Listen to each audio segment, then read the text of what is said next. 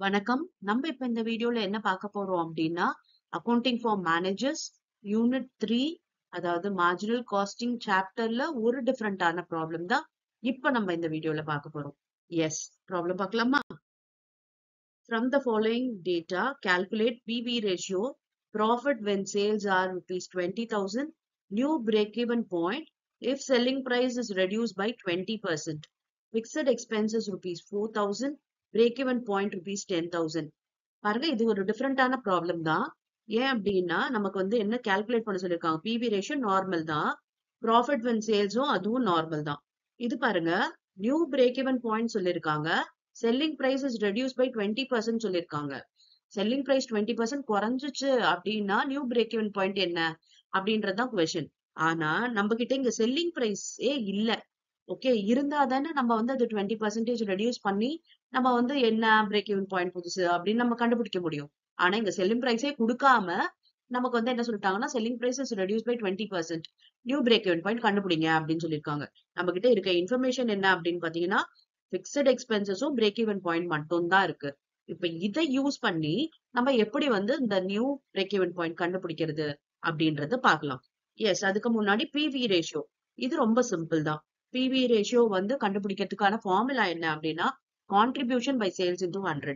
நம்ம இங்க கான்ட்ரிபியூஷன் கிடையாது, சேல்ஸும் கிடையாது. ஓகே, அப்ப நம்ம எப்படி கண்டுபிடிக்கிறது அப்படின்னா, பிரேக் ஈவன் பாயிண்ட் இருக்கு, இதை யூஸ் பண்ணி நம்ம பிவி ரேஷியோ கண்டுபிடிக்கலாம். ஏன்னா பிரேக் ஈவன் பாயிண்டோட ஃபார்முலா என்ன அப்படின்னா, fixed cost divided by PV ratio. ஆனா நம்ம கிட்ட இங்க பிரேக் ஈவன் பாயிண்ட் இருக்கு, பிவி ரேஷியோ கிடையாது.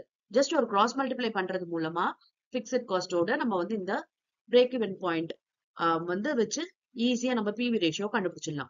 எஸ், இப்ப போடலாமா? பாருங்க, PV ratio equal to fixed cost divided by break even point. Actually என்ன, break even point equal to fixed cost divided by PV ratio. ஒரு cross multiply தான்.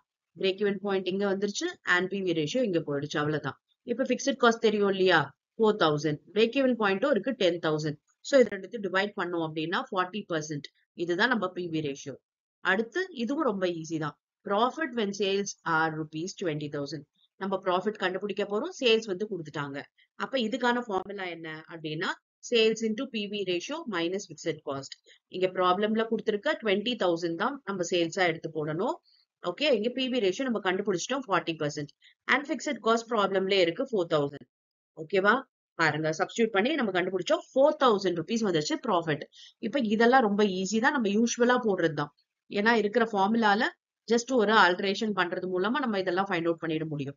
இப்ப இதுல பாத்தீங்கன்னா, new break even point if selling prices reduce by 20%. Selling பிரைஸே இல்ல, எப்படி நம்ம 20% ரெடியூஸ் பண்ணி நம்ம நியூ பிரேக் ஈவன் பாயிண்ட் கண்டுபிடிக்க முடியும்? எஸ், அதுக்கு நம்ம கிட்ட ஒரு வழி இருக்கு. அது என்ன அப்படின்னு பாத்தீங்கன்னா, ஏர்லியரா பிவி ரேஷியோ என்ன சொல்லிட்டாங்க, 40% சொல்லிட்டாங்க. இதுக்கோட அர்த்தம் என்ன அப்படின்னா, பிவி ரேஷியோட ஃபார்முலா என்ன, கான்ட்ரிபியூஷன் பை சேல்ஸ். ஓகேவா? அப்ப கான்ட்ரிபியூஷன்ன்றது 40, சேல்ஸ்ன்றது 100. அப்ப பாருங்க, இப்ப இது மூணுத்த வச்சுதான் நம்ம கண்டுபிடிக்க போறோம். சேல்ஸ்ன்றது 100, கான்ட்ரிபியூஷன்ன்றது 40. அப்ப வேரியபிள் காஸ்ட் எவ்வளவு, 60. ஓகே, இப்ப இது ஓல்டு, ஏன்னா இப்ப நம்ம நியூ தான் கண்டுபிடிக்கணும்.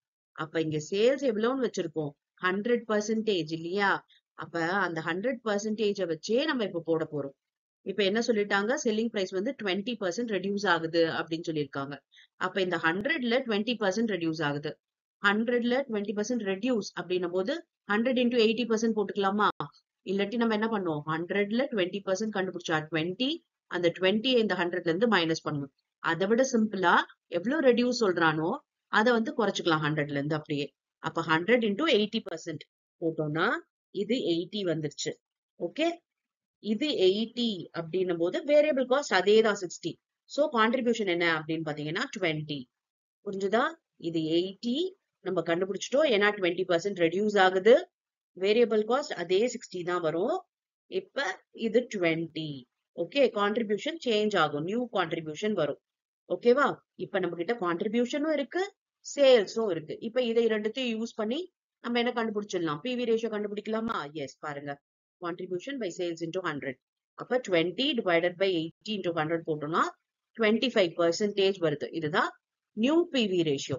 இப்ப நம்ம பிரேக் ஈவன் பாயிண்ட் கண்டுபிடிக்கணும். அப்ப fixed cost divided by new PV ratio இல்லையா? ஏன்னா நியூ பிரேக் ஈவன் பாயிண்ட் இல்லையா? அப்ப பிக்ஸட் காஸ்ட் டிவைடட் பை இந்த பிவி ரேஷியோ 25% போட்டோம் அப்படின்னா 16,000 வருது. இதுதான் நியூ பிரேக் ஈவன் பாயிண்ட். புரிஞ்சுச்சா? சேல்ஸே நமக்கு கொடுக்கலனாலும் நம்ம அந்த பெர்சன்டேஜ் பேசிஸ்ல வச்சே நம்மளால ஃபைண்ட் அவுட் பண்ணிட முடியும். எஸ், இது வரைக்கும் நம்ம பார்த்த ப்ராப்ளம்ல இருந்து இது கொஞ்சம் டிஃப்ரெண்டா தான் இருக்குது. எஸ், நெக்ஸ்ட் வீடியோல பாத்தீங்கன்னா வேற ஒரு டிஃப்ரெண்டான ப்ராப்ளம் எப்படி சால்வ் பண்றதுன்றத பார்க்கலாம். உங்களுக்கு ஏதாவது டவுட்ஸ் இருந்துச்சு அப்படின்னா அந்த ப்ராப்ளமோட டீடைல்ஸை கமெண்ட் பண்ணுங்க. அந்த ப்ராப்ளம்ஸ் உங்களுக்காக ஒர்க் அவுட் பண்றேன். Yes, thank you for your patient listening.